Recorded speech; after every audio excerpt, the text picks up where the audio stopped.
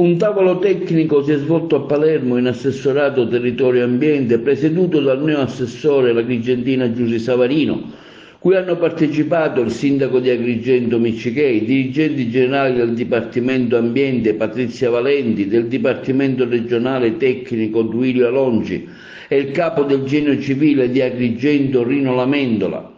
Sono stati individuati interventi adeguati a breve e a medio termine per contenere e contrastare l'erosione costiera che incombe a pericolo della strada litoranea di San Leone ad Agrigento, in particolare nell'area del Viale delle Dune, collegamento essenziale per residenti, vacanzieri e strutture ricettive.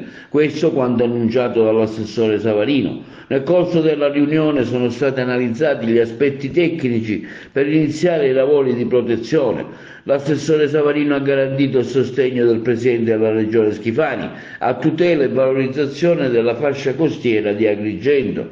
Il sindaco Miccichei ringrazia il Presidente Schifani e l'assessore Giusy Savarino per l'attenzione e l'impegno dimostrato a fronte della precarietà del litorale di Agrigento, aggiungendo: la predisposizione delle soluzioni sia nell'immediato che a medio termine è fondamentale al fine della tutela della nostra costa e della relativa viabilità, soprattutto nella zona del Viale delle Dune. I rischi derivanti dalla progressiva erosione costiera sono da affrontare con opere tempestive e mirate. Sono rassicurato dagli esiti dell'incontro avuto, allorché sono stati definiti i dettagli tecnici per procedere ai lavori necessari per la conservazione di un patrimonio naturale e paesaggistico che contribuisce all'identità e all'attrattività della nostra città.